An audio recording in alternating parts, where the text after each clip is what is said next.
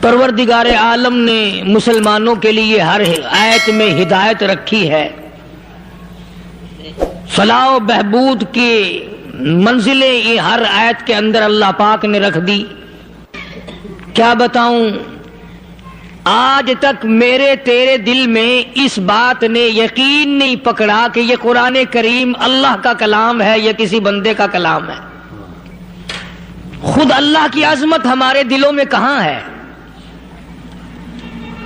یہ تو اللہ پاک نے سوٹا لے کر اپنی خدائی ہم سے منوا رکھی ہے کہ کسی کی موت بھیج رہا ہے، کسی کو پیدا کر رہا ہے، کسی کو ہسپتال میں پھینک دیتا ہے، کسی کو تڑپتے ہوئے بازار میں لٹا دیتا ہے، کسی کو بھیک مانگتے ہوئے کو تخت شہنشاہی پہ بٹھا دیتا ہے، بادشاہ کا کان پکڑ کر گلیوں میں بھیک کے ٹکڑے منگوا دیتا ہے۔ خدا نے اپنی خدائی یوں منوا رکھی ہے۔ جہاں تک عظمتوں کا سوال ہے وہ ہمارے یہاں کہاں ہے؟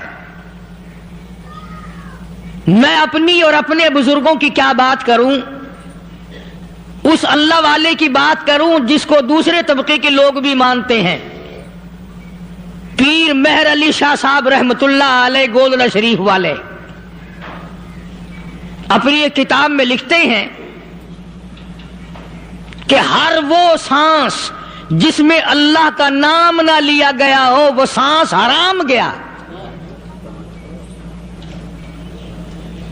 جس سانس میں پروردگار عالم کا نام نہ آیا ہو، مالک کائنات کا نام نہ آیا ہو، فرماتے ہیں سانس بھی تو ایک نعمت ہے، جب رکتا ہے تب پتہ چلتا ہے کہ یہ کتنی بڑی نعمت تھی۔ تو ہر سانس کے آنے کا شکریہ کا طریقہ یہ ہے کہ ایک مرتبہ اللہ آدمی کی زبان سے نکل جائے۔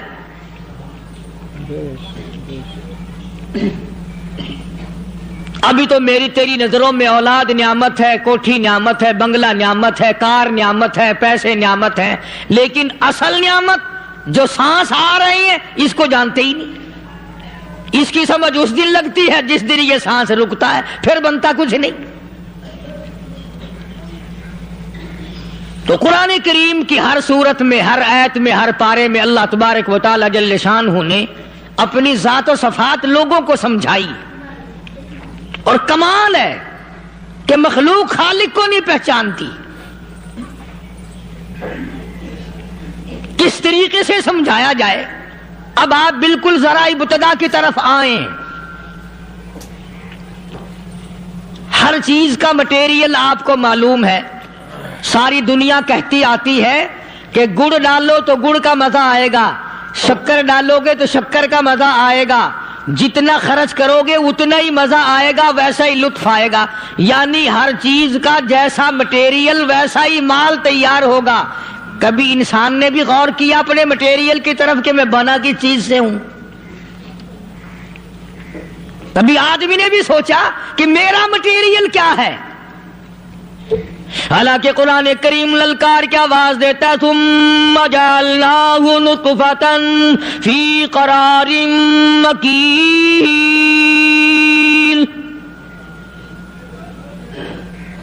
ثم جعلناہ نطفۃ من ماء مہین، میں نے تجھے ذلیل پانی سے بنایا، گندے پانی سے بنایا۔ هل أتى على الإنسان حين من الدهر لم يكن شيئا مذكورا، میں نے تجھے ایسی چیز سے بنایا جس چیز کا نام لینا بھی تیرے ماں باپ پسند نہیں کرتے تھے۔ لم يكن شيئا مذكورا، اپنی حقیقت کو سوچ، اپنی اصلیت کو سوچ۔ اور پھر میں نے تجھے بغیر اسباب کے پیدا کیا۔ ذرا توجہ تو کرو، فرمایا تیری ماں ساگ کھایا کرتی تھی اور میں اندر اندر آنکھیں بنا رہا تھا۔ اسباب تو دیکھ، مٹیریل تو دیکھ۔ ماں ساگ کھاتی ہے، اندر آنکھیں بن رہی ہیں جو سارے جہان کو دیکھ لیں۔ اماں گاجریں کھاتی ہے، اندر دل بن رہا ہے۔ اماں روٹیاں کھاتی ہے، اندر دماغ تیار ہو رہا ہے۔ اماں دال کھاتی ہے، اندر زبان تیار ہو رہی ہے۔ کس نے بنائے؟ فرمایا آؤ، کبھی تم نے आसमान देखकर तुम्हारी समझ में मैं नहीं आता, सितारों से मैं समझ में नहीं आता, चांद को देखकर मेरी खुदाई समझ में नहीं आती, सूरज को देखकर मेरी खुदाई समझ में नहीं आती। और चल तू अपने असलियत की तरफ तो देखकर मुझे मान जा, अपने मटेरियल तो देख। फरमाया तेरी अम्मा हजारों चीजें, सब्जियां, तरकारियां, दाल, गोश्त खाती है, अंदर हड्डियां बन रही हैं,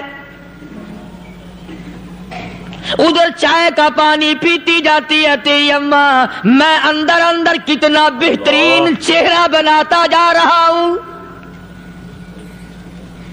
फरमाया यखलुकुकुम फी बुतूनि उम्महातिकुम खल्कम मिन बादि खल्किन फी ज़ुलुमातिन सलास। और मेरे बंदे, मैंने तुझे 3 अंधेरों में पाला, माँ के पेट का अंधेरा, झिल्ली का अंधेरा, रहम का अंधेरा। माँ को पता नहीं माँ सोई हुई है, मैं बना रहा हूं। तेरी अम्मा काम काज में लगी हुई है, मैं तुझे बनाने में लगा हुआ हूं।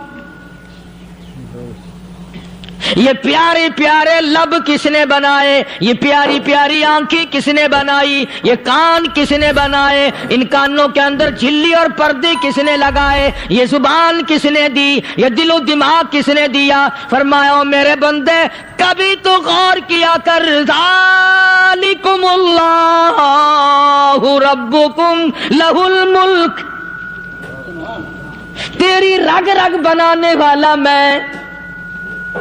और मेरे बंदे मुझे अपनी किबरियाई की कसम, जितने ये तेरे सर पे बाल हैं एक भी किसी और का बनाया हुआ नहीं। शक्ल तो कुजा, लब तो कहां, आंखें तो कौन बनाएगा, हाथ तो कौन बना सकता है, पैर तो कौन बना सकता है, दिलो दिमाग तो कौन बना सकता है। दिमाग के अंदर सूंघने की ताकत किसने रखी, जुबान के अंदर बोलने की ताकत किसने रखी, चखने की ताकत किसने रखी, हाथ के अंदर पकड़ने की ताकत किसने रखी, पैर के अंदर चलने की ताकत किसने रखी, कानों के अंदर सुनने की ताकत किसने रखी। फरमाया ज़ालिकुमुल्लाहु रब्बुकुम।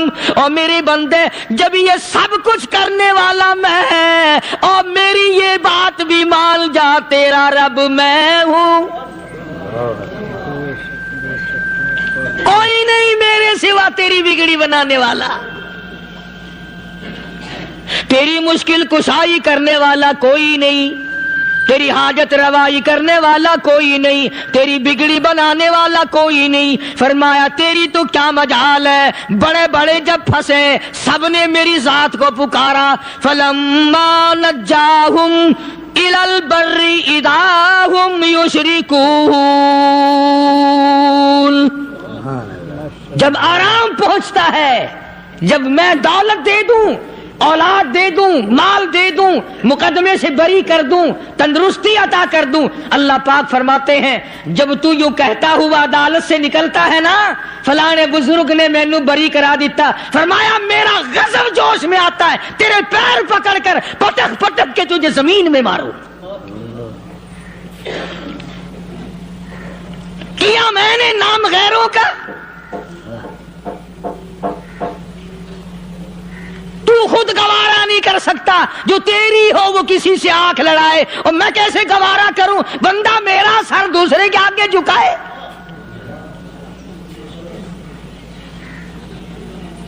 मैं कैसे गवारा करूं। और फरमाया जब किसी का सर मेरे दरवाजे पे नहीं झुकता, फिर मुझे भी अपनी खुदाई की कसम है, अगर मैं मिट्टी और दरख्तों के सामने न झुकाऊं तो मेरी खुदाई क्या होगी। फिर दर दर की मिट्टी चाटता है।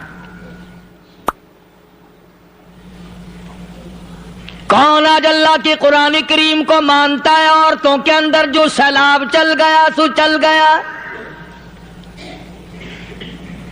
जो बात चल निकली सो चल निकली।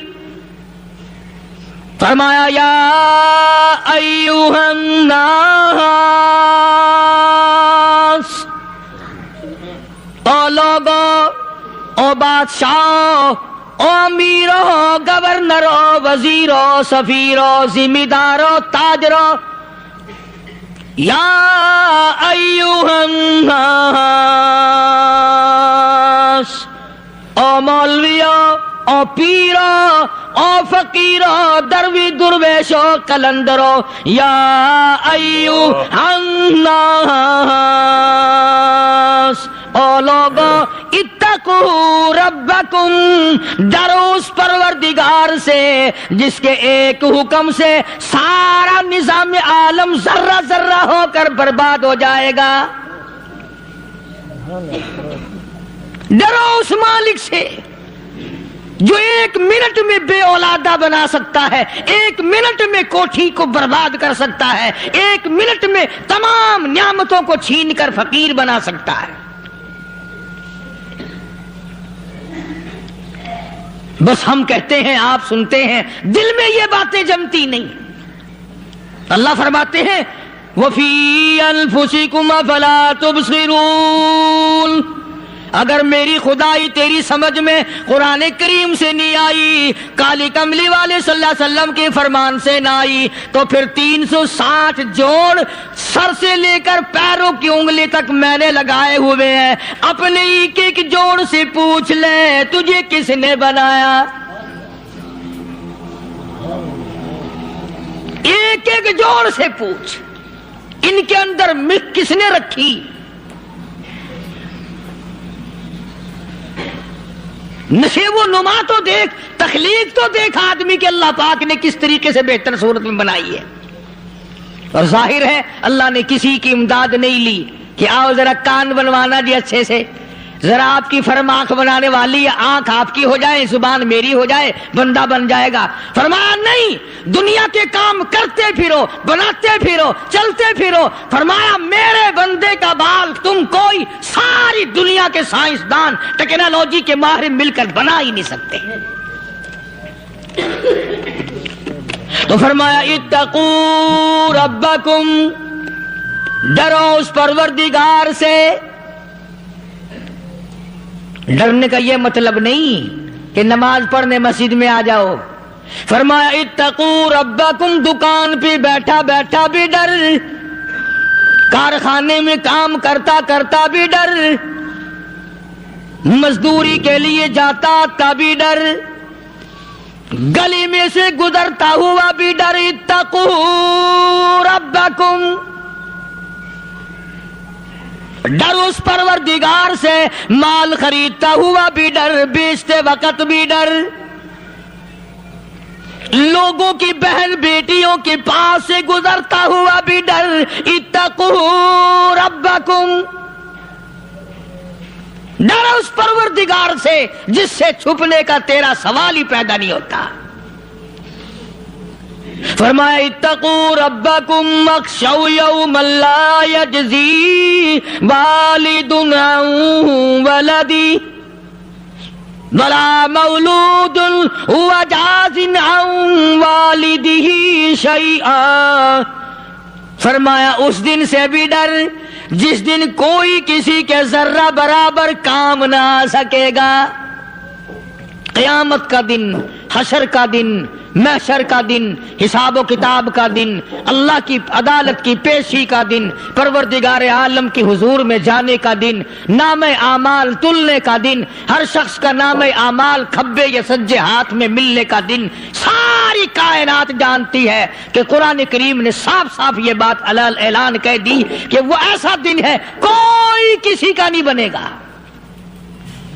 اولاد ماں باپ کی بننے کو تیار نہیں ہے، ماں باپ اولاد کے بننے اپنی اپنی میں جو پڑے ہوئے ہیں۔ بیوی خامند کی نہیں بنتی، خامند بیوی کا نہیں بنتا، اپنی اپنی مصیبت میں گرفتار ہے۔ روایت میں یوں آتا ہے، ارشاد ہے محمد عربی صلی اللہ علیہ وسلم کا کہ یہ جو دماغ ہے ناک کے ذریعے بہہ کر باہر نکل جائے گا، سوا نیزے پہ سورج کی تپش، آنکھوں سے خون بہے گا، اہل محشر پناہ پکار اٹھیں گے، اور پھر کوئی 1-2 گھنٹے کی تو بات نہیں، قرآن کریم کی روح سے اور آیت کی صاف وضاحت سے پتہ چلتا ہے 50,000 سال کا ایک دن. ذرا تصور میں تو لاؤ. ارے آج تم نماز کی پرواہ نہیں کرتے, رضائی نہیں اتار سکتے, صبح کو پڑے رہتے ہو, تب تصور میں آئے گی یہ بات کہ 50,000 سال کا دن کیسے گزرے گا.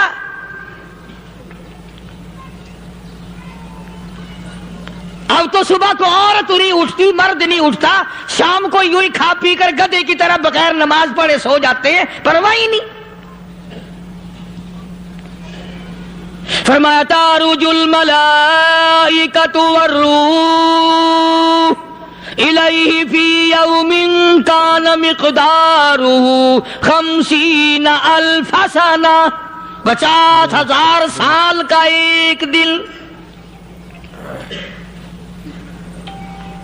درخت نہیں, چھاؤں نہیں, کند نہیں, کوٹھی نہیں, بنگلہ نہیں,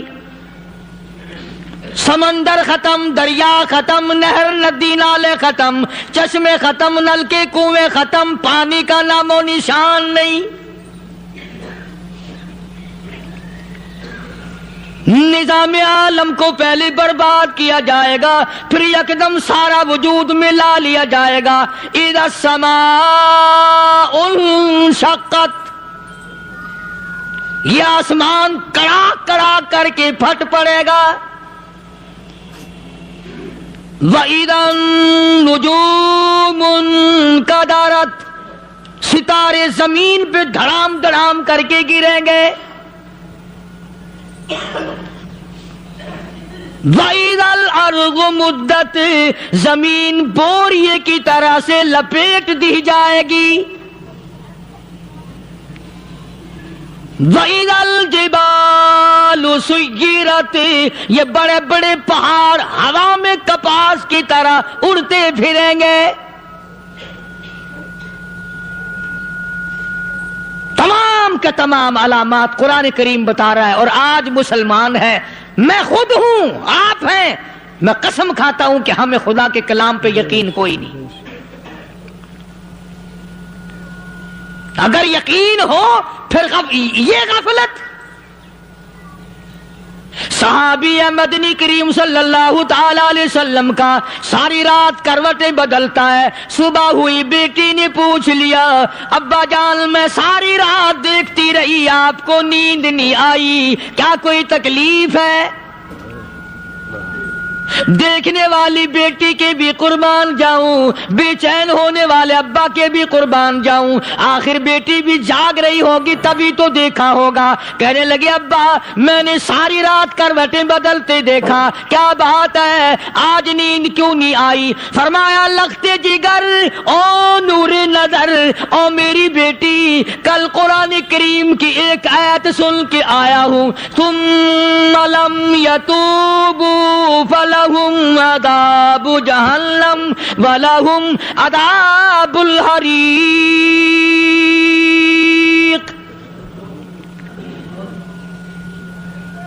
او میری بیٹی جس نے قرآن کریم کے ذریعے جہنم کی خبر سن لی ہو, جہنم کے انگاروں کی خبر سنی ہو, جس نے جہنم کی تباہ کاریاں سن لی ہو, او میری بیٹی نیند کیسے آئے,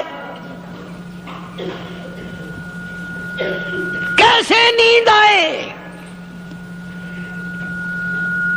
امام شافعی رحمت اللہ علیہ اتنے بڑے جلیل القدر ولی کامل ہے, وقت کے امام ہے, پرہیزگار متقی ہے. اپنی بیٹی کو فرمانے لگے لختے جگر تیری آنکھیں بگڑتی چلی جا رہی ہیں, میں دیکھتا ہوں تو ساری رات نیند نہیں کرتی, ساری رات سوتی نہیں, مصلی پہ کھڑی ہو کر قرآن پڑھتی رہتی ہے, تو کچھ نیند کر لیا کر, آنکھوں سے محتاج ہو جائے گی. عرض کرنے لگے ابا جان نیند آتی ہے, بستر پہ لیٹ جاتی ہوں, آنکھ لگنے کو ہوتی ہے, فوراً میرے دل میں خیال آتا ہے شافی کی بیٹی تو نے تو بستر سنبھال لیا, صبح تیری نامعلوم زمین کے اوپر ہوگی یا لاکھوں من مٹی کے نیچے ہوگی. پھر میری نیند اکھڑ جاتی ہے, پھر کھڑی ہو کر خدا کا قرآن پڑھتی ہوں. وہ ساری رات قرآن پڑھا کرتے تھے, اور بدقسمت قوم تمہیں صبح اٹھ کر قرآن کا سپارہ پڑھنے کی توفیق نہیں. مسلمان پر قرآن کا دیدار نصیب نہیں، قرآن کی زیارت نصیب نہیں، گدھے کی طرح کھاتے سو گئے اور گدھے کی طرح صبح اٹھ کر کھانا پینا شروع کر دیا، تو رب کے کلام کا اتنا باغی کہ تو دیکھنا پسند نہیں کرتا۔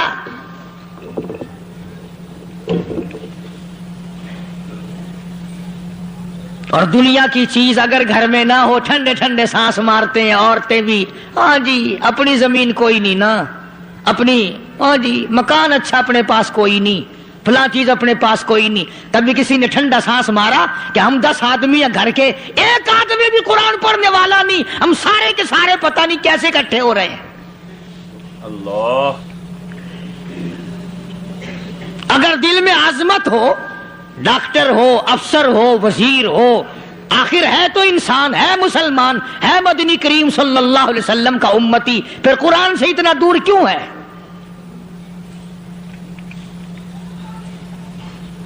تو اللہ پاک جل شانہ نے فرمایا میرے بندے ہر حال میں ڈر، ہاں تیری ساری چلاکیوں کو میں جانتا ہوں، تیری ساری ہوشیاریوں کو میں اچھی طرح جانتا ہوں۔ فرمایا وہ دن دور نہیں، آیا وقت قیامت کا، آیا، کوئی کسی کے کام نہیں آئے گا۔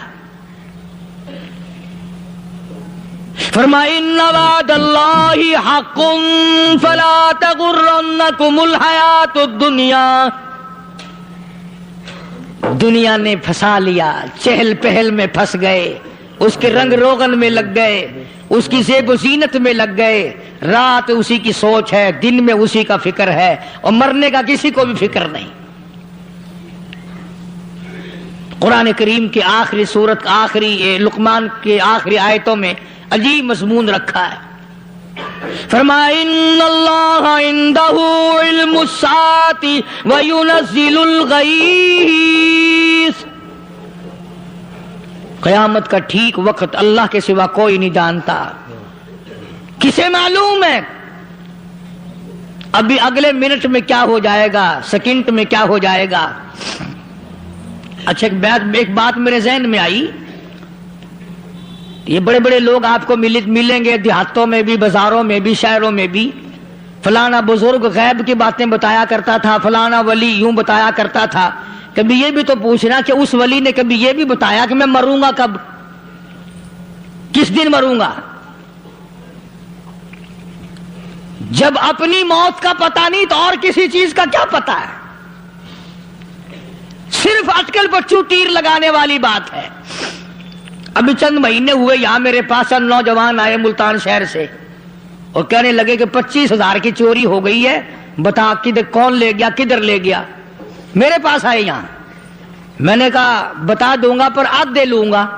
کہنے لگا نہیں دیکھا نا جی اتنا تو نہ کرو۔ اور میں نے کہا وہ سارے ہی چلے گئے یار، یقین کرو میں یہاں چارپائی میں بیٹھا ہوں دروازے کے باہر، عصر کے بعد پوری پارٹی آئی اسی شہر کی کہ 25,000 روپیہ گم ہو گیا ہے، بتا کدھر گیا ہے؟ سب لوگ کہتے ہیں قاری حنیف بتاتا ہے، سنو قاری حنیف بتاتا ہے، ٹیلا کرا دوں گا میں۔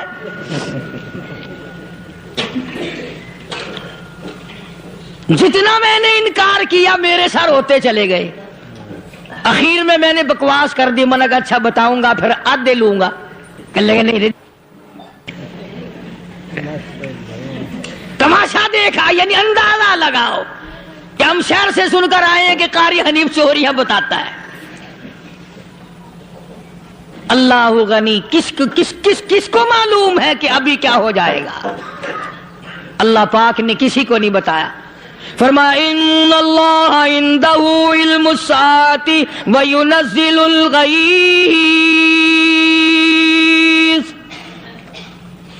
قیامت کا ٹھیک وقت کسی کو معلوم نہیں، بارش کا کوئی پتہ نہیں کب ہوگی، کتنی ہوگی۔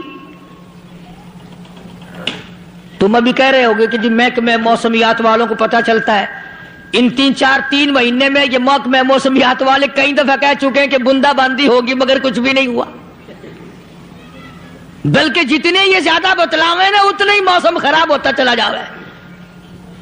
پچھلے سال انہوں نے روئی کی گانٹھوں کی گنتی بتائی کہ اتنی کپاس پیدا ہوگی ملک میں، اتنی روئی کی گانٹھ بنے گی، اتنی باہر بھیجیں گے اور اتنی اپنے گھر رکھیں گے۔ ذرا پوچھو تو صحیح ذمہ داروں سے سر کھجاتے پھرے کہ کھاد کے پیسے بھی واپس نہیں ہوئے.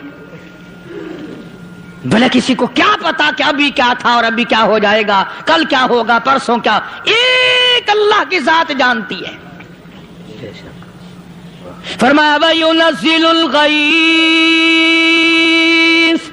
کوئی نہیں جانتا بارش کب ہوگی, کتنی ہوگی, کہاں تک ہوگی, کس قدر ہوگی, کس طرح میں ہوگی, کہاں نہیں ہوگی. وَيَعْلَمُ مَا فِي الْأَرْحَامِ, کوئی نہیں جانتا عورت کے پیٹ میں کیا ہے, لڑکا ہے کہ لڑکی. باپ کو پتا نہیں, ماں کو پتا نہیں, دادی کو پتا نہیں, نانی کو پتا نہیں. یوں کہ کسی کو پتا ہو یا نہ ہو, حضرت صاحب کو پتا لگ جاتا ہے. حضرت صاحب کو کیوں, حضرت صاحب ٹھڈ دے اندر وڑدا ہوندا ہے. تماشا دیکھ, کوئی کسی کو پتا نہیں چلتا. اور خدا نے اپنی خدائی کسی کو تقسیم کر کے دینی نہیں. لم یلد ولم یولد, نہ میرے ماں باپ, نہ میں کسی کا باپ, نہ میری اولاد, نہ میں کسی کی اولاد. اللہ الصمد, بے نیاز, بے مثل, بے مثال ہوں. ہمیشہ سے ہوں اور ہمیشہ رہوں گا.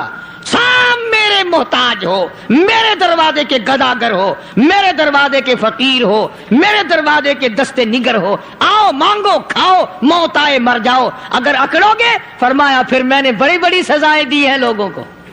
ہاں میں تو توبہ بھی منہ سے نہیں نکلنے دیتا, کلمہ تو کلمہ ہائے نہیں کرنے دیتا میں. جب میں موت کا پیغام دوں یکدم دل کی حرکت بند ہو جاتی ہے. آئے بھی نہیں, اوئی بھی نہیں, اف بھی نہیں, کچھ بھی نہیں. فرمایا وَيَعْلَمُ مَا فِي الْأَرْحَامِ, کسی کو پتا نہیں عورت کے پیٹ میں کیا چیز ہے. دیکھو نا, جس نے 9 مہینے بچہ پیٹ میں رکھا, جب بچہ پیدا ہوتا ہے نا, خود ماں بھی کان لگاتی ہے, بتائیں گی لڑکا ہے کہ لڑکی ہے.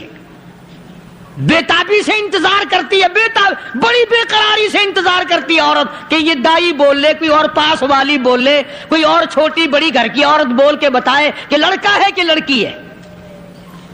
اور جس نے 9 مہینے پیٹ میں رکھا, جب اس کو پتا نہیں تو پرلی طرف بیٹھے ہوئے حضرت صاحب کو پتا کیسے چل گیا. وَيَعْلَمُ مَا فِي الْأَرْحَامِ, زیادہ سے زیادہ تمہیں یہ کہیں گے جی فلاں بزرگ نے دعا کی تھی, اللہ میاں لڑکا دے گا, لڑکا ہو گیا. ٹھیک ہے, دعا تو بھی مانگ, بزرگ بھی مانگے, پیر بھی مانگے, فقیر بھی مانگے, عالم بھی مانگے, ماں بھی مانگے, باپ بھی مانگے, خاندان سارے مانگو. بات یہ ہے مانگو تو سارے, پر یوں کہو دینے والا وہ ایک ہے بس. یہ ہے اصل بات. اور مانگنے کی تو کوئی کسی کی وہ نہیں. امام الانبیاء محبوب کبریا حضرت محمد مصطفیٰ صلی اللہ تعالی علیہ وسلم سیدہ عائشہ صدیقہ رضی اللہ تعالی عنہا فرماتی ہیں, میں سوئی ہوئی تھی, اچانک میری آنکھ کھلی, میں نے کالی کملی والے کو سجدے میں دیکھا. رو رہے ہیں, دعائیں مانگ رہے ہیں, رو رہے ہیں. حضرت عائشہ فرماتی ہیں اللہ اکبر, فرماتی ہیں اتنے روئے سرکار مدینہ صلی اللہ علیہ وسلم, سانس رک گیا, سانس گھٹ گیا آپ کا. حضرت عائشہ فرماتی ہیں میں اپنا جگر پکڑ کے بیٹھ گئی, کہیں آج بیوہ تو نہیں ہو جاؤں گی.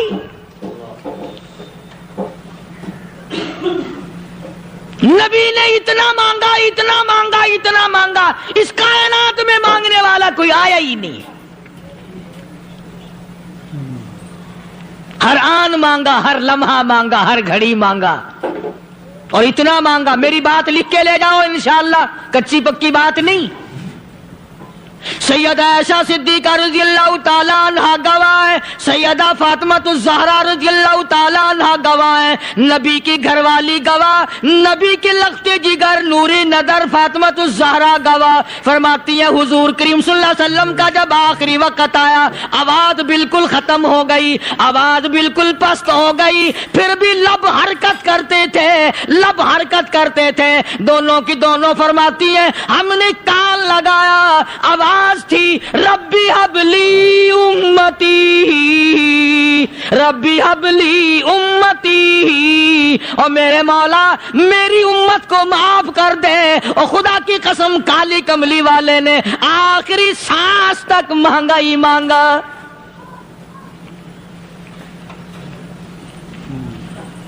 چاہے تیرے لیے مانگا, امت کے لیے مانگا, مگر ہر وقت مانگا. اور یوں فرمایا کہ میدان حشر میں جب لوگ چاروں طرف سے پریشان ہو کر, عاجز ہو کر, تنگ ہو کر, دھکے کھا کر, ذلیل ہو کر انبیاء علیہ الصلوۃ والسلام کے مشورے سے جب حضور کریم صلی اللہ علیہ وسلم کے دربار میں آئیں گے, مشکاۃ شریف میں حدیث موجود ہے, ارشاد حضور کریم صلی اللہ علیہ وسلم کا, فرمایا لوگ مجھے سفارش کے لیے کہیں گے اللہ اکبر کبیرہ.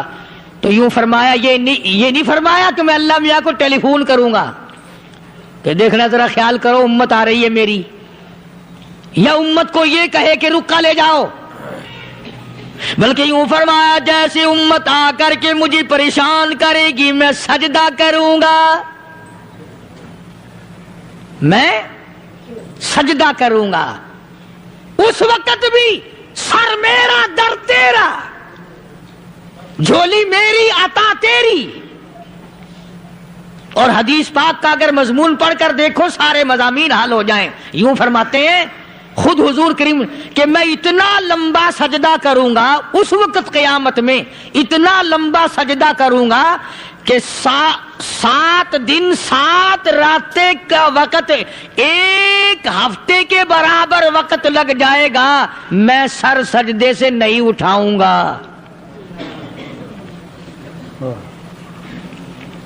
اتنا لمبا سجدہ کروں گا کہ 1 ہفتے کی مقدار وقت لگ جائے گا. یہ مقدار کیوں فرمایا؟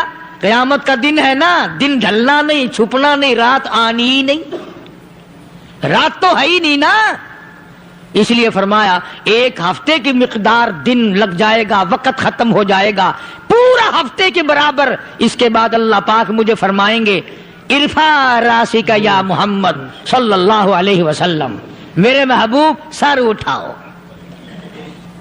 سل مانگو توتا دوں گا, مانگو دیا جائے گا. سوف یعطیک ربک فترضی, تیرا رب تجھے راضی کر دے گا. صحابہ کرام رضوان اللہ تعالی علیہ مجمعین نے عرض کر دیا یا رسول اللہ صلی اللہ علیہ وسلم آپ کس وقت راضی ہوں گے؟ کتنے لوگ جنت میں چلے جائیں گے, دوزخ میں چلے جائیں گے, آپ کس وقت راضی ہوں گے؟ خدا کی قسم اس محسن کائنات کا کیا کہنا کالی کملی والے نے جو ہم پر مہربانی فرمائی. یوں فرمایا جب تک ایک ایک امتی کلمہ پڑھنے والے کا ہاتھ پکڑ کر جنت میں نہ لے جاؤں میں محمد الرسول اللہ کو چین نہیں آئے گی. ایک ایک کو لے جاؤں گا اور چین نہیں آئے گا مجھے اس وقت بھی. تو عرض یہ کر رہا تھا کہ قرآن کریم نے اور تمام چیزوں میں عقیدے کا سدھار کہ عقیدہ بناؤ. یہ جو عقیدہ ہے نا اس کی حیثیت ایسی ہے جیسے پہلی اینٹ عمارت کی. اگر اینٹ ٹیڑھی ہو گئی تو ساری عمارت ٹیڑھی ہو جائے گی. اگر عقیدہ صحیح نہیں تو سارے اعمال ٹیڑھے ہو جائیں گے, اور اگر عقیدہ صحیح ہے تو اعمال بھی اور تمام افعال بھی اخلاق بھی تمام کی بنیاد جو ہے وہ صحیح رہے گی اور اچھی توفیق ہوگی.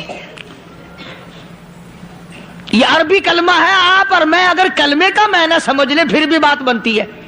یہی تو معنی لا الہ الا اللہ, کوئی نہیں, بگڑی بنانے والا کوئی نہیں, حاجت روا کوئی نہیں, مشکل کشا کوئی نہیں, تیرا ہاتھ پکڑنے والا کوئی نہیں, مجھے اور آپ کو اولاد دینے والا کوئی نہیں, بیوی بچے دینے والا کوئی نہیں, یہ ہر روز روٹی کھلانے پانی پلانے والا اس کے سوا کوئی نہیں, الا اللہ, ایک اللہ کی ذات ہے. اور فرمایا کہ یہ بتایا کس نے کہ یہ سب کچھ کرنے والا کون ہے؟ محمد الرسول اللہ صلی اللہ علیہ وسلم, کہ ہمارے آقا اور مولا حضرت محمد الرسول اللہ صلی اللہ علیہ وسلم نے بتایا. تو قرآن کریم کی آیتوں نے وضاحت کر دی وما تدری نفس ماذا تکسب غدا,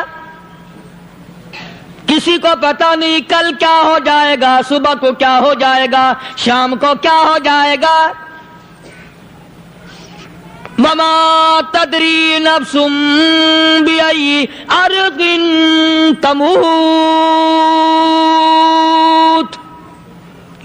کوئی نہیں جانتا موت کس جگہ پہ آئے گی.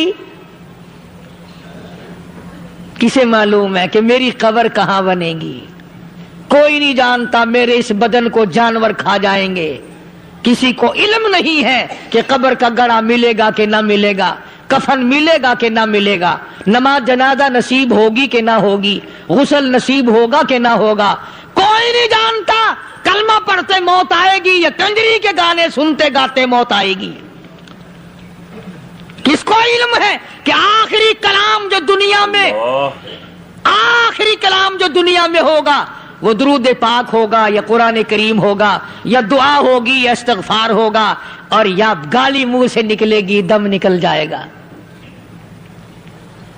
کسے معلوم ہے؟ اس لیے فرمایا وما تدری نفس بأي أرض تموت. کوئی نہیں جانتا موت صبح آئے گی یا شام آئے گی، بیوی بچوں کے سامنے آئے گی یا اسپتال میں. کوئی پاس ہوگا بھی یا کہ نہیں جس وقت موت آئے گی کسے معلوم. سجدے میں آئے گی یا کنجری کی گود میں آئے گی کیا پتا. فلم میں آئے گی یا مسجد میں آئے گی. پچھلے دنوں ایک جگہ ایک آدمی نے صبح کی اذان دی، بڑی اچھی اذان دیا کرتا تھا، اللہ کا نام بلند کیا، زمین پہ بیٹھا اور ختم. فجر کی اذان دی، جو سنے انہوں نے کہا یار ابھی تو اذان دی تھی. بس اللہ کی طرف لوگوں کو بلایا اور خود دنیا سے رخصت ہو گیا. ہاں کسی کی موت یوں بھی آیا کرتی ہے، کسی کی سجدے میں آ جاتی ہے، کسی کی مراقبے میں آ جاتی ہے. اللہ اکبر. کسی کی نماز میں آئے، اللہ کی طرف دھیان لگے ایسا لگے کہ لگی چاہے وہ چلا ہی جائے. ہمارے استاد محترم مولانا عبد الخالق صاحب رحمۃ اللہ علیہ یا کبیر والے میں تھے، بہت بڑے عالم، جید عالم، سمندر تھے علم کے. بس صبح کی نماز کے بعد مراقبے میں بیٹھے اللہ اللہ کر رہے ہیں، بس جیسے اتحیات میں بیٹھتے ہیں نا اسی طریقے سے بیٹھے تھے. دن چڑھ گیا، بھتیجے نے آ کر کے کہا حضرت ناشتہ تیار ہے، جواب کوئی نہیں. پھر کچھ دیر کے بعد آیا کہ حضرت ناشتہ تیار ہے، جواب کوئی نہیں. اور دن چڑھ گیا، ہاتھ لگا کے دیکھا کہ حضرت تو پہنچ گئے اللہ کے یہاں. کس حالت میں؟ ایسی اللہ اللہ اللہ سے لو لگائی کہ اللہ ہی کے یہاں چلے گئے.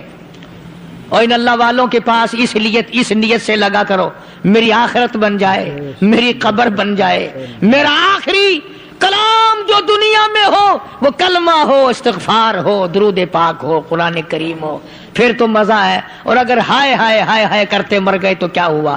فرمایا ان اللہ علیم خبیر. میں خدا کی ذات تمام چیزوں سے واقف ہوں. مجھے تو پتا ہے نا، تیرے ایک ایک سانس کا پتا ہے، تیری رگ کے ایک ایک خون کے قطرے کا مجھے پتا ہے.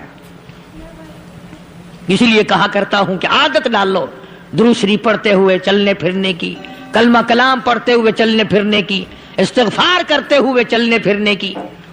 پہلے زمانے میں جب ٹھوکر لگتی تھی تو لوگ سبحان اللہ کہتے تھے، اللہ اکبر، استغفر اللہ. اب گالی منہ سے نکلتی ہے، اب گالی منہ سے نکل رہی، گالیاں بکتے ہوئے لوگ مر رہے ہیں. حضرت معاذ بن جبل رضی اللہ تعالیٰ عنہ مدینے پاک میں بیمار ہے، آخری وقت ہے. صحابہ کی ایسی ایسی موت آیا کرتی تھی. چاروں طرف جتنے گھر والے بیٹھے ہیں، اماں بھی، بیٹی بھی، گھر والی بھی، بہن بھی، بھائی بند بھی، قبیلہ بھی، خاندان بھی. مدینہ شہر ہے، کالی کملی والے کا شہر ہے. حضرت معاذ بن جبل کا آخری وقت ہے. چاروں طرف بیٹھنے والے بھی تلاوت کر رہے ہیں قرآن کریم کی، خود معاذ بن جبل بھی تلاوت فرما رہے ہیں. اچانک حضرت معاذ رضی اللہ تعالیٰ عنہ رونے لگے. روئے حضرت معاذ. یہ وہ جوان ہے جس کو رخصت فرمانے کے لیے یمن کا گورنر بنا کر کے بھیجا حضور صلی اللہ علیہ وسلم نے. حضور صلی اللہ علیہ وسلم اس کو روانہ فرمانے کے لیے کئی میل پیدل تشریف لے گئے. ہاں حضور کے صحابہ. تو معاذ بن جبل جب رونے لگے تو گھر والوں نے پوچھا کیوں؟ کوئی بیٹھا ہوگا نا. کہنے لگا ڈر گئے؟ موت سے ڈر رہے ہو؟ موت سے ڈر کے رو رہے ہو؟ حضرت معاذ کہنے لگے نہیں، موت سے کیا ڈرنا، میں کیوں ڈروں موت سے؟ اس نے تو آنا ہی آنا ہے، میں نہیں ڈرتا. انہوں نے کہا پھر رویا کیوں رو رہے ہو؟ اللہ اکبر. صحابی کہتا ہے میرے دل کی تمنا میرے دل میں رہی، میری آرزو پوری نہ ہو سکی، میری حسرت میرے دل میں رہی، میرا شوق پورا نہ ہو سکا، میری آرزو پوری نہ ہو سکی، میری تمنا پوری نہ ہو سکی. بستر پہ موت آ رہی ہے اس لیے رو رہا ہوں. اے کاش رمضان کا مہینہ ہوتا، میں روزے دار ہوتا، گرمی کا موسم ہوتا، مجھے سخت پیاس لگی ہوتی، کفار سے مقابلہ ہوتا، میدان جہاد اور جنگ ہوتا، میں کئی کافروں کو قتل کر دیتا، پھر وہ مجھے قتل کر دیتے، میری زبان کاٹ لیتے، میری اللہ کے یہاں پیشی ہوتی، میرا رب مجھ سے پوچھتا معاذ دنیا سے کیا لایا؟ میں عرض کرتا الہی بولوں کیسے، تیری راہ میں زبان کٹا کے آیا ہوں اور روزہ رکھ کر آیا ہوں، تیرے محبوب کے حوض کوثر کے پانی سے روزہ افطار کروں گا. کہتا اس لیے رو پڑا ہوں کہ بستر پہ موت آ رہی ہے. ڈر کس چیز کا؟ یہ نہیں ڈرا کرتے تھے. حضرت ابو ایوب انصاری سبقید رضی اللہ تعالی عنہ. اللہ اکبر، کتنا بڑا مقدروں والا جوان ہے. مدینے پاک میں حضور کریم صلی اللہ علیہ وسلم نے اسی کے یہاں ڈیرا لگایا. آخری وقت ہے، بیمار ہے ابو ایوب انصاری. مدینے سے صحابہ جنگ کے لیے چلے. صحابہ کی تمنائیں دیکھو. ہم جتنے بیٹھے ہماری تمنا تو یہی ہے نا، کاروبار بڑھ جائے، مکان دکان کا ساز و سامان بڑھ جائے، یہ مل جائے وہ مل جائے، یہ ہو جائے وہ ہو جائے. ابو ایوب انصاری بیٹھے ہوئے دیکھ رہے ہیں صحابہ سواریوں پہ پیدل تلوار نیزے تیر لے کے چلے. ابو ایوب انصاری کہنے لگے کہاں چلے ہو؟ کہ جہاد فی سبیل اللہ کے لیے. کہنے لگا مجھے بھی لے چلو. سمجھ رہے ہیں آپ سارے؟ فرمایا مجھے ساتھ لے چلو. کہا کمال ہے، بیمار آدمی اور جنگ میں بیمار کا کیا کام ہے، کیا کرو گے؟ نے کہا مہربانی کرو، احسان کرو مجھ پر، مجھے ساتھ لے کے چلو. خدا کے بندے بیمار ہے، کرے گا کیا میدان جہاد میں؟ کہنے لگا تم تو بیمار کی بات کر رہے ہو، مجھے ساتھ لے چلو اونٹ پہ ڈال کر. توجہ کرنا ذرا، آخری بات میرے یاد آئی ہے، بتانے لگا ہوں. ابو ایوب انصاری حضور کا میزبان مدینے والا کہتا ہے میں بیمار ہوں، مجھے اونٹ پہ ڈال کے لے چلو، اور اگر میری راستے میں موت آ جائے پھر بھی میری لاش کو ساتھ لے جانا. جہاں کفر اور اسلام کا جنگ ہوگا، مقابلہ ہوگا، اس میدان میں میری لاش کو پھینک دینا. شاید کسی مجاہد کی سواری کا پیر میرے اوپر آ جائے، میں بھی قیامت میں اللہ کے حضور میں کہوں گا یا اللہ تیرے میدان جہاد سے اٹھ کے آیا ہوں. میں بھی اندازہ لگا ابو ایوب انصاری کی تمناؤں کو دیکھ، حسرتوں کو دیکھ. فرمایا مجھے ساتھ لے چلو، اگر میری موت آ جائے تو لاش کو بھی پھینکنا نہیں، دفن راستے میں نہ کرنا، ساتھ لے چلو، وہاں میدان میں ڈال دینا، اور اسلام کے لیے جو لڑنے والے ہوں، کفر کو مٹانے والے ہوں، ان کے پیر میرے اوپر آ جائیں، میں کامیاب ہو جاؤں گا.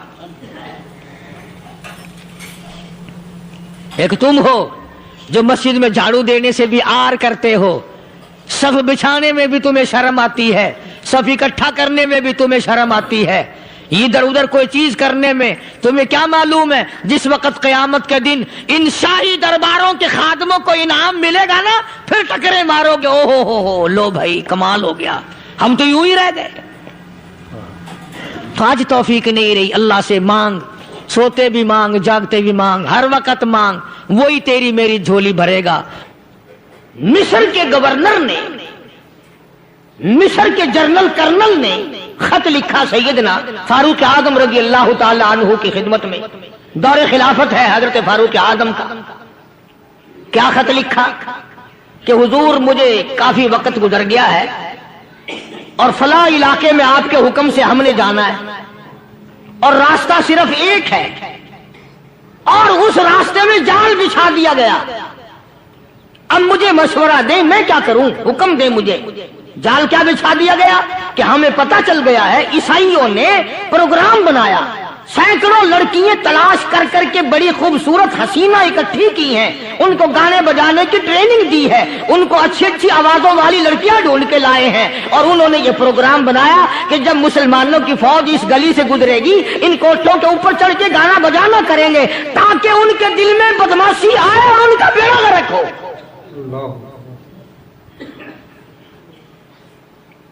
کبھی کافر کا یہ عقیدہ تھا کہ مسلمان کا دل بگڑا تو یہ گیا، اس کی نیت میں خرابی آئی اور یہ تباہ ہوا۔ جناب فاروق اعظم رضی اللہ تعالی عنہ نے اسے یہ خط نہیں لکھا کہ تو قرآن پڑھا کر، تو نفل پڑھا کر۔ امیر المومنین خلیفۃ المسلمین سیدنا فاروق اعظم رضی اللہ تعالیٰ عنہ نے اپنے جنرل کرنل کو خط لکھا کہ اس میں لمبی چوڑی فکر کی کوئی بات نہیں، اس میں کوئی پریشانی والی بات نہیں، کوئی سوچ و بچار والی بات نہیں، سارے تیری فوج میں تیری کمان میں مسلمان ہیں، سب کو اکٹھا کر لے، ساروں کو اکٹھا کر کے قرآن کریم کے سورۃ نور کی 2 آیتیں سنا دے۔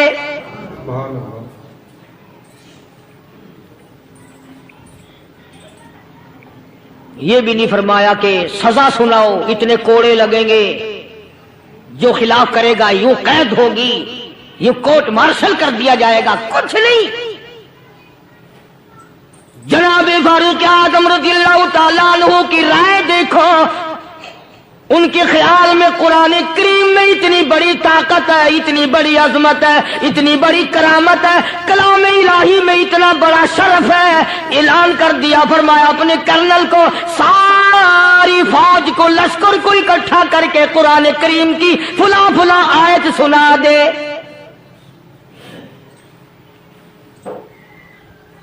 اور اس کے بعد بے دھڑک فوج کو، لشکر کو اسی راستے سے گزار کے لے گیا، بے دھڑک لے جا۔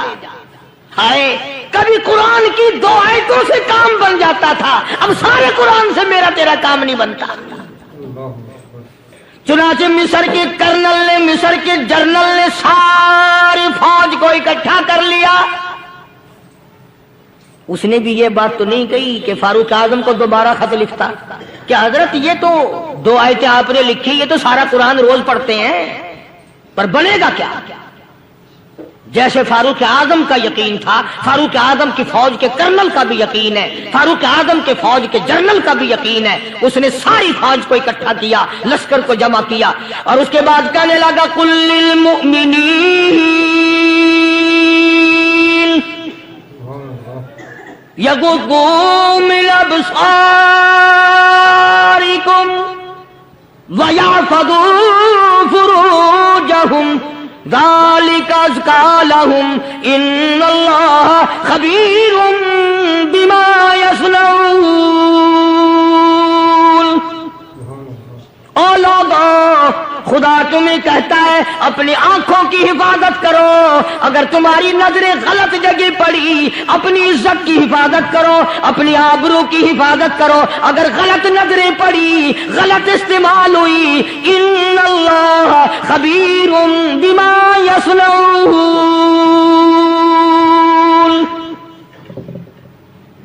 اللہ پاک تمہاری ساتھ ساتھ ہے۔ وہ ہر چیز کو دیکھتا جائے گا، وہ ہر چیز تمہاری دیکھے گا۔ چنانچہ تاریخ شاہد ہے، ابن حشام نے لکھا ہے، ابن خلدون نے لکھا ہے، اور کئی مورخین نے لکھا ہے کہ جب مسلمان جرنل نے، مسلمان کرنل نے اپنی فوج کو قرآن کی 2 آیتیں سنائی اور اس کے بعد حکم دیا چلو، تمام کا تمام لشکر چل رہا ہے، ادھر ڈھول بجا، دھماکے بجے، گانا شروع ہوا، گانا بجانا شروع ہوا، ساری فوج نکل گئی، سارا لشکر چلا گیا۔ لڑکیوں نے دیکھا کہ یہ تو ختم ہو گئے، نیچے آواز دے کے کہنے لگی اور جانے والوں یہ ساری فوج کئی اندھوں کی فوج تو نہیں؟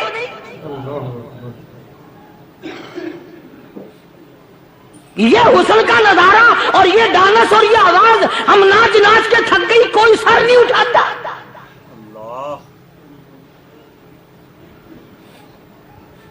اور آج دیکھ لیں آپ، ہر گھر کے اوپر وہ لگا ہوا ہے ایریل، لعنت کا ایریل لگا ہوا ہے، لعنت کا ایریل۔ حاجیو تم کیا کہتے ہو کہ ہمارے گھر کا اس میں کیا بگڑے گا؟ خدا کی قسم وہ بگڑتا ہے، وہ دیمک لگتی ہے، وہ تباہی پھرتی ہے، تمہیں پتہ بھی نہیں چلتا۔ تم نے کیا سوچ رکھا ہے؟ مسلمان کرنل کے حکم پہ ساری فوج نکل گئی، ناچنے والی گانے والی لڑکیاں عیسائیوں کی حیران ہیں، کیا ہوا؟ لاکھوں کی تعداد میں فوج گزر گئی، کوئی نگاہ اٹھا کے نہیں دیکھتا۔ ایک مسلمان سپاہی گزرتا گزرتا نیچی نظریں کیے کیے کہنے لگا سر کیسے اٹھائے، نگاہ کیسے کوئی اٹھائے گا؟ یہ سارے کے سارے اللہ کا قرآن سن کر آئے ہیں۔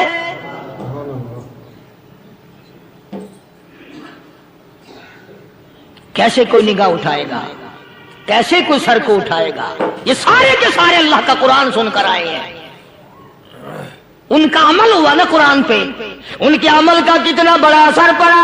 مورخین نے لکھا، ابن حشام لکھتا ہے عیسائی لڑکیوں نے چھلانگے لگا دی، کوٹھے سے نیچے آ گئی، کہنے لگی عام مسلمانوں وہ قرآن ہمیں بھی سنا کے جاؤ جس میں اتنی اسپرٹ ہے، اتنی طاقت ہے، جو حسن کے نظارے سے روک دے، جو گانے بجانے سے روک دے۔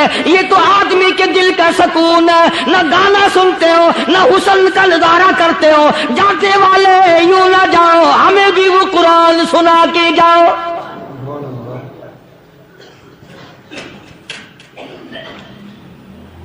اس قرآن میں کتنی بڑی طاقت ہے، وہ کتنی عظمت ہوگی اس میں، اس کلام میں کتنی برکت ہوگی، جس کلام میں یہ تاثیر ہے کہ وہ ایسی ایسی چیزوں سے روک دیتا ہے۔ چنانچہ ایک مسلمان سپاہی چلتا بھی جاتا ہے اور کہنے لگا وَقُلْ لِلْمُؤْمِنِينَ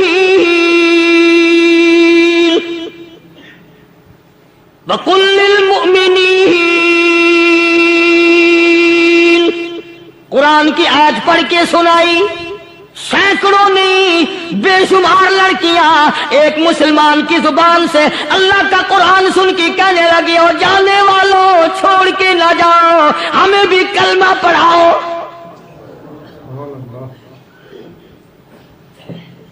جتنی بھی وہ ناچنے گانے والی تھی تمام کی تمام کلمہ پڑھ کر مسلمان بن گئی، اور مورخین نے لکھا ہے آخری دم تک قرآن کی شیدائی اور دیوانی بن کے گزری ہیں۔ پھر وہ لڑکیاں جو رات دن حسن و جمال کا پیکر بنی رہتی تھی، علماء نے لکھا ہے جب موت آئی ایک ایک کے بدن میں کپڑے لباس میں موت آئی تو 50-50 ٹاٹی لگی ہوئی۔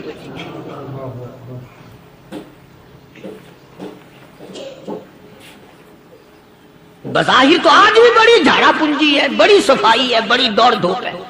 اسی کو مجذوب الالان کہتا بظاہر تو ہر شے میں بے حد صفائی، مگر دل میں ہے گندگی انتہائی، کبھی اس کے دھوکے میں آنا نہ بھائی، یہ سب ہے رعائی، یہ بس ہے رعائی، یہ تو چیز ہی کچھ نہیں۔ بڑے بڑے دھندے ہمیں پلٹتے دیکھے، بڑے بڑے نظام بگڑتے دیکھے۔ آئیے چلتے ہیں دوسرے واقعے کی طرف۔ فاروق اعظم رضی اللہ تعالی عنہ کا دور ہے، بیت اللہ کا طواف کر رہے ہیں لوگ، اللہ سب کو نصیب فرمائے۔ خانہ کعبہ بیت اللہ کا طواف کر رہے ہیں، بہت بڑی عظمت والی چیز ہے جس کو اپنے گھر کا طواف نصیب کرتے ہر ایک کو نہیں ملتا۔ ارشاد فرمایا مدنی کریم صلی اللہ تعالی علیہ وسلم نے، جس نے میرے گھر کا طواف کیا میں سمجھتا ہوں میرے چاروں طرف چکر لگایا۔ سبحان اللہ۔ طواف ہو رہا تھا، ایک شہزادہ بھی طواف کر رہا تھا، اس کی چادر نیچے لٹک رہی تھی، وہ جو احرام کی چادر تھی وہ لٹکی ہوئی تھی، تو کسی کا پیر آ گیا اس کی چادر پہ، اس کی گردن میں جھٹکا لگ گیا۔ کسی دوسرے طواف کرنے والے کا پیر آ گیا۔ طواف بڑی عجیب شے ہے، علماء نے لکھا ہے کہ ایک آدمی طواف کر رہا تھا، ایک عورت کی پیروں کی پازیب کی چھنکار آئی پیروں کے زیور کی۔ طواف کرتا کرتا اس کی طرف دیکھنے لگا۔ علماء نے لکھا ہے کہ رکن یمانی کے پاس سے بیت اللہ سے ایک ہاتھ نکلا اور زور سے منہ پہ تھپڑ مارا۔ طواف میرا کرتے ہو، دیدار غیر کا کرتے ہو، آنکھ نکل کے وہ جا کے پڑی۔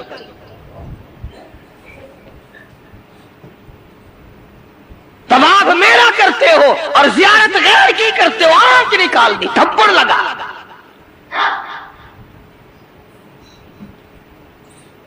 تو شہزادے کی چادر پہ جب کسی کا اچانک پیر آ گیا تو جھٹکا لگا اس کی گردن میں۔ اس نے جو مڑ کے دیکھا تو غریب آدمی نظر آیا، بدوی، ایک دیہاتی، مارا زور سے تھپڑ اس کے منہ پہ شہزادے نے، اس کے 2 دانت ٹوٹ گئے۔ کہ تم نے میری چادر دبا دی، میری گردن میں جھٹکا لگ گیا، تم نے چادر دبائی میری۔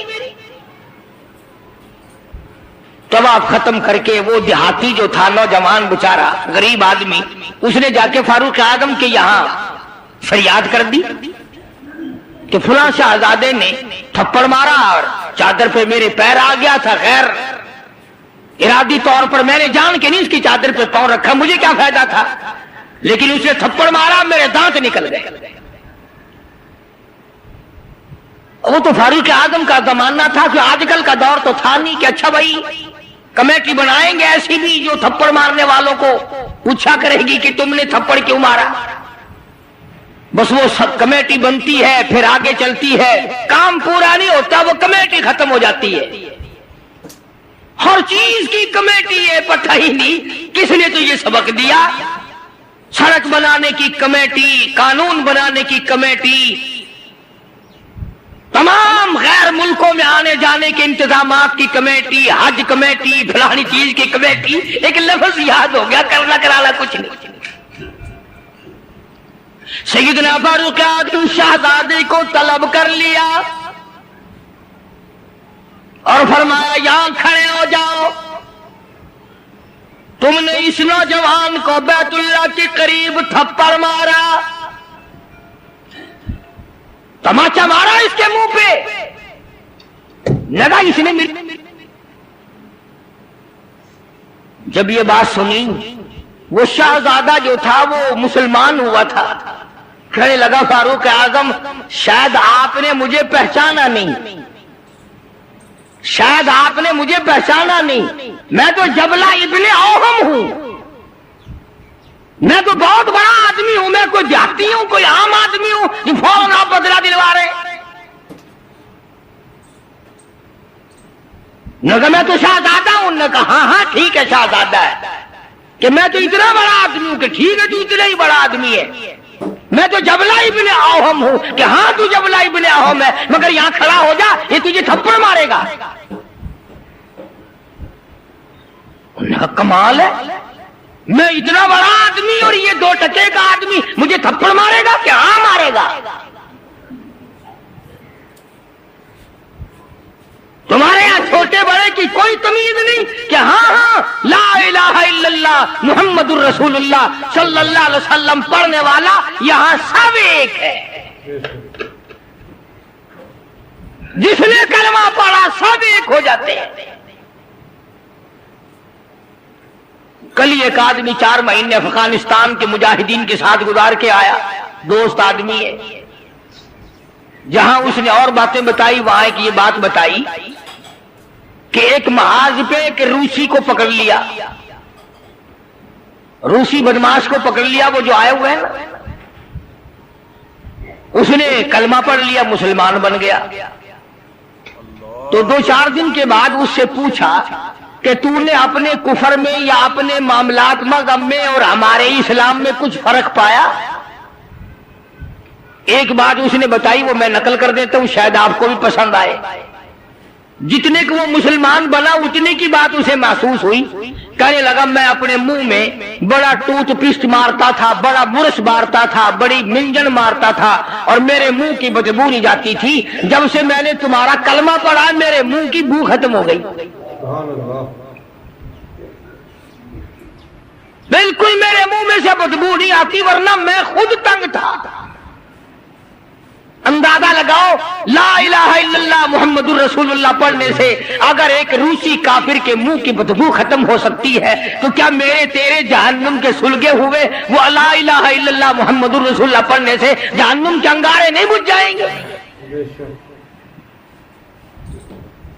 تو فاروق اعظم رضی اللہ تعالیٰ عنہ نے فرمایا کہ بھائی یہاں بدلہ دینا پڑے گا، یا کوئی چھوٹے بڑے کی بات نہیں۔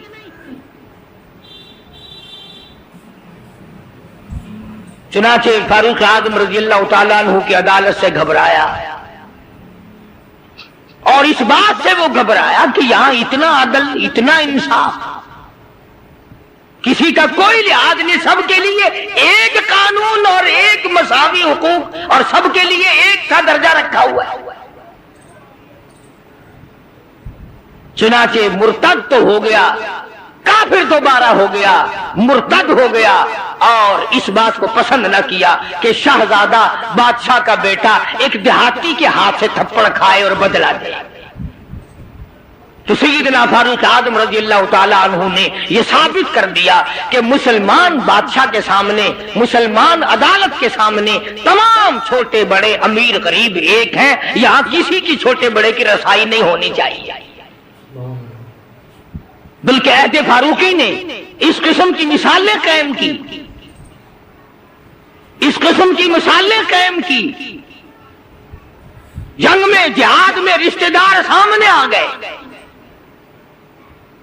فاروق اعظم رضی اللہ تعالیٰ عنہ کو خود نبی کریم صلی اللہ علیہ وسلم نے دیکھا کہ سگا ماموں ہے اور اس کو نیچے ڈال رکھا ہے اور پیر کے نیچے پیر دبایا ہوا ہے اور ایک ہاتھ میں پیر پکڑ کے اپنے ماموں کو بیچ سے پھاڑ رہے ہیں، فاروق اعظم بیچ سے چیر رہے ہیں۔ تو نگاہ پڑی محمد کریم صلی اللہ علیہ وسلم کی، فرمایا عمر یہ تو تیرا ماموں ہے۔ عرض کی آقا جب تک آپ سے نہیں جڑی تھی یہ سب مامے نانے تھے، اور جب آپ سے جڑ گئی اب تو یہی دین ہے، یہی دنیا ہے، جو تیرا ہے وہ میرا ہے، جو تیرا نہیں وہ میرا نہیں۔ وہ اپنا رشتہ دار ہی نہیں جو تیرے دروازے کی غلامی نہیں کرتا۔ عرض یہ کرنا چاہتا ہوں کہ ہم لوگ اپنے آپ کو جنت کے وارث بنائے پھرتے ہیں، جنت کے ٹھیکیدار بنے پھرتے ہیں، نماز کی پابندی ہم نہیں کرتے، قرآن کریم کی تلاوت کو ذوق شوق سے ہمارے یہاں نہیں رواج۔ میں تو دیکھتا نہیں کہ کوئی عورت دن میں منہ بناتی ہو کہ آج ہمارے گھر میں کسی نے تلاوت نہیں کی، ہمارے گھر میں آج لعنت برسی ہوگی رحمت کے بجائے۔ پورے سال میں اگر گھر میں قرآن کی تلاوت نہ ہو، عورت کو افسوس نہیں، مرد کو افسوس نہیں، بڈھی مائی نہیں افسوس کرتی، کوئی چھوکری افسوس نہیں کرتی کہ ہمارے پورے گھر میں قرآن پڑھنے والا ایک بھی نہیں، اور یہ آج نہیں پڑھا گیا، کیوں نہیں پڑھا گیا؟ نماز کی طرف سے کوئی افسوس نہیں کرتا، ظلم و زیادتی کر کے گھروں میں کتنا ہی لا کے دے دو، کوئی یوں کہنے کو تیار نہیں کہ تمہیں یہ ملا کیسے ہے، تم نے یہ حاصل کیسے کیا ہے۔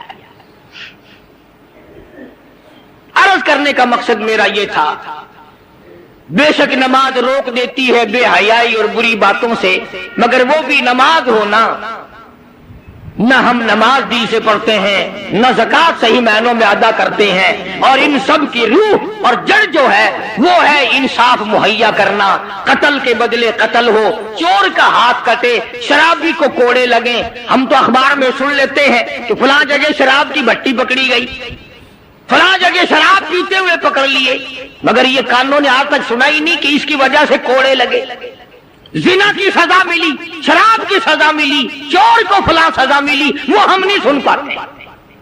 اندر ہی اندر افسر لوگ جو گھپلا مچاتے ہیں وہ تمام کے تمام معاملات کو اڑا کے رکھ دیتے ہیں،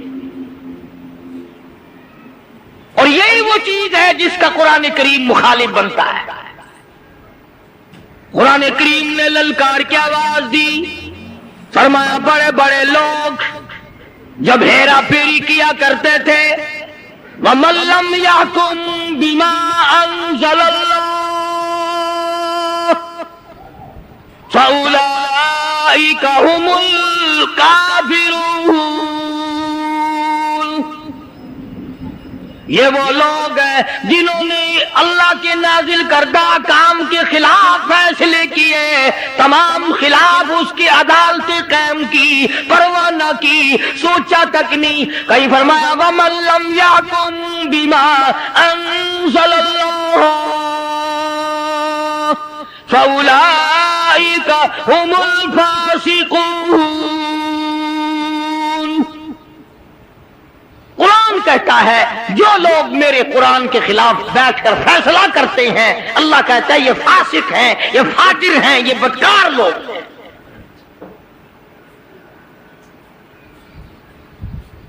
میرا عرض کرنے کا مطلب منشا یہ ہے کہ ہم ایک طرف سے اپنا دامن صاف کرتے ہیں تو دوسری طرف سے گندگی آلود رہ جاتا ہے۔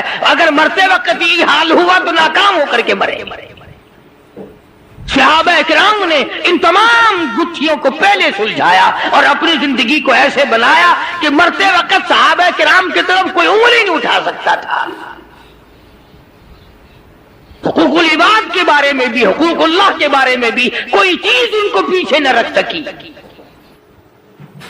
ماشاء اللہ ماشاء اللہ، سبحان اللہ سبحان اللہ۔ دوستو، اللہ تعالیٰ نے اپنے رسول صلی اللہ علیہ وسلم سے ارشاد فرمایا، آپ یوں کہا کیجئے کہ اے اللہ، اے تمام سلطنت کے مالک، آپ ملک کا جتنا حصہ جس کو دینا چاہے دے دیتے ہیں اور جس سے چاہے چھین لیتے ہیں، اور آپ جس کو چاہے عزت عطا کریں اور جس کو چاہے ذلیل کر دیں۔ ہر قسم کی بھلائی آپ ہی کے اختیار میں ہے، بے شک آپ ہر چیز پر پوری طرح قادر ہیں۔ آپ رات کو دن میں داخل کرتے ہیں اور آپ ہی دن کو رات میں داخل کرتے ہیں، یعنی آپ بعض موسموں میں رات کے کچھ حصے کو دن میں داخل کر دیتے ہیں جس سے دن بڑا ہونے لگتا ہے، اور بعض موسموں میں دن کے حصے کو رات میں داخل کر دیتے ہیں جس سے رات بڑی ہونے لگتی ہے، اور آپ جاندار چیز کو بے جان سے نکالتے ہیں اور بے جان چیز کو جاندار سے نکالتے ہیں، اور آپ جس کو چاہے بے شمار رزق عطا فرماتے ہیں۔ اللہ تعالیٰ کا ارشاد ہے، اور غیب کے تمام خزانے اللہ تعالیٰ ہی کے پاس ہیں، ان خزانوں کو اللہ تعالیٰ کے سوا کوئی نہیں جانتا، اور وہ خشکی اور تری کی تمام چیزوں کو جانتے ہیں، اور درخت سے کوئی پتا گرنے والا ایسا نہیں جس کو وہ نہ جانتے ہوں، اور زمین کی تاریکیوں میں جو کوئی بیج بھی پڑتا ہے وہ اس کو جانتے ہیں، اور ہر تر اور خشک چیز پہلے سے اللہ تعالیٰ کے یہاں لوح محفوظ میں لکھی جا چکی ہے، اور وہ اللہ تعالیٰ ہی ہے جو رات میں تم کو سلا دیتے ہیں، اور جو کچھ تم دن میں کر چکے ہو اس کو جانتے ہیں۔ پھر اللہ تعالیٰ ہی تم کو نیند سے جگا دیتے ہیں تاکہ زندگی کی مقرر مدت پوری کی جائے۔ آخرکار تم سب کو انہی کی طرف واپس جانا ہے، وہ تم کو ان اعمال کی حقیقت سے آگاہ کر دیں گے جو تم کیا کرتے تھے۔ اللہ تعالیٰ نے اپنے رسول صلی اللہ علیہ وسلم سے ارشاد فرمایا، آپ ان سے کہیے کیا میں اللہ تعالیٰ کے سوا کسی اور کو اپنا مددگار بنا لوں جو آسمانوں اور زمینوں کے خالق ہیں، اور وہی سب کو کھلاتے ہیں اور انہیں کوئی نہیں کھلاتا، کی ذات ان حاجتوں سے پاک ہے۔ اللہ تعالیٰ کا ارشاد ہے، ہمارے پاس ہر چیز کے خزانے بھرے پڑے ہیں، مگر پھر ہم حکمت سے ہر چیز کو ایک معین مقدار سے اتارتے رہتے ہیں۔ اللہ تعالیٰ کا ارشاد ہے، کیا یہ لوگ کافروں کے پاس عزت تلاش کرتے ہیں؟ تو یاد رکھیں کہ عزت تو ساری کی ساری اللہ تعالیٰ کے قبضے میں ہے۔ اللہ تعالیٰ کا ارشاد ہے، اور کتنے ہی جانور ایسے ہیں جو اپنی روزی جمع کر کے نہیں رکھتے، اللہ تعالیٰ ہی ان کو بھی ان کے مقدار کی روزی پہنچاتے ہیں اور تمہیں بھی، اور وہی سب کی سنتے اور سب کو جانتے ہیں۔ اللہ تعالیٰ نے اپنے رسول صلی اللہ علیہ وسلم سے ارشاد فرمایا، آپ ان سے فرمائیے کہ ذرا یہ تو بتاؤ، اگر تمہاری بد عملی پر اللہ تعالیٰ تمہارے سننے اور دیکھنے کی صلاحیت تم سے چھین لے اور تمہارے دلوں پر مہر لگا دے کہ پھر کسی بات کو سمجھ نہ سکو، تو کیا اللہ تعالیٰ کے سوا کوئی اور ذات اس کائنات میں ہے جو تم کو یہ چیزیں دوبارہ لوٹا دے؟ آپ دیکھیے تو ہم کس طرح مختلف پہلوؤں سے نشانیاں بیان کرتے ہیں، پھر بھی یہ لوگ بے رخی کرتے ہیں۔ اللہ تعالیٰ کا ارشاد ہے، اور اس کی قدرت کی نشانیوں میں سے سمندر میں پہاڑ جیسے جہاز ہیں، اگر وہ چاہے تو ہوا کو ٹھہرا دیں اور وہ جہاز سمندر کی سطح پر کھڑے کے کھڑے رہ جائیں۔ بے شک اس میں قدرت اور دلالت کے لیے ہر صابر و شاکر مومن کے لیے نشانیاں ہیں، یا اگر وہ چاہیں تو ہوا چلا کر ان جہازوں کے سواروں کو ان کے برے اعمال کی وجہ سے تباہ کر دیں، اور بہت سو سے تو درگزر ہی فرما دیتے ہیں۔ اللہ تعالیٰ کا ارشاد ہے، اور ہم نے داؤد علیہ السلام کو اپنی طرف سے بڑی نعمتیں دی تھی، چنانچہ ہم نے پہاڑوں کو حکم دیا تھا کہ داؤد علیہ السلام کے ساتھ مل کر تسبیح کیا کرو، اور یہی حکم پرندوں کو دیا تھا، اور ہم نے ان کے لیے لوہے کو موم کی طرح نرم کر دیا تھا۔ اللہ تعالیٰ کا ارشاد ہے، ہم نے قارون کی شرارتوں کی وجہ سے اس کو اپنے محل سمیت زمین میں دھسا دیا، پھر اس کی مدد کے لیے کوئی جماعت بھی کھڑی نہیں ہوئی جو اللہ تعالیٰ کے عذاب سے اس کو بچا لیتی، اور نہ اپنے آپ کو خود ہی بچا سکا۔ اللہ تعالیٰ کا ارشاد ہے، پھر ہم نے موسیٰ کو حکم دیا کہ اپنی لاٹھی کو دریا پر مارو، چنانچہ لکڑی مارتے ہی دریا پھٹ گیا اور وہ پھٹ کر کئی حصے ہو گیا، گویا کئی سڑکیں کھل گئی اور ہر حصہ اتنا بڑا تھا جیسے بڑا پہاڑ۔ اللہ تعالیٰ کا ارشاد ہے، اور ہمارا حکم تو بس ایک مرتبہ کہہ دینے سے پلک جھپکنے کی طرح پورا ہو جاتا ہے۔ اللہ تعالیٰ کا ارشاد ہے، اسی کا کام ہے پیدا کرنا اور اسی کا حکم چلتا ہے۔ اللہ تعالیٰ کا ارشاد ہے، ہر نبی نے آ کر اپنی قوم کو ایک ہی پیغام دیا کہ اللہ تعالیٰ ہی کی عبادت کرو، ان کے سوا کوئی بھی عبادت کے لائق نہیں ہے۔ ماشاءاللہ، سبحان اللہ۔ دوستو، کیسا لگا آپ کو ہمارا یہ بیان؟ اگر بیان پسند آیا ہو تو اسے لائک کریں، ہمارے چینل کو سبسکرائب کریں اور دوسروں تک اسے شیئر ضرور کریں۔